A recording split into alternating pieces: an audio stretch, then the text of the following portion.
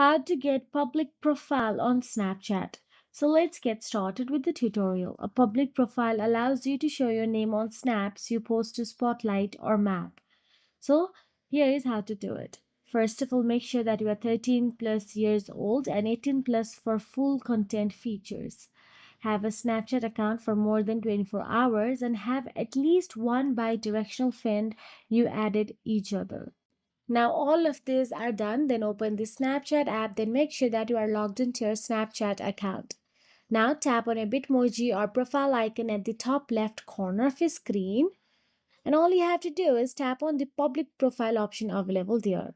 If you see create public profile, then tap on the create or tap on the OK button available there. And that is it. You will now see my public profile on your profile.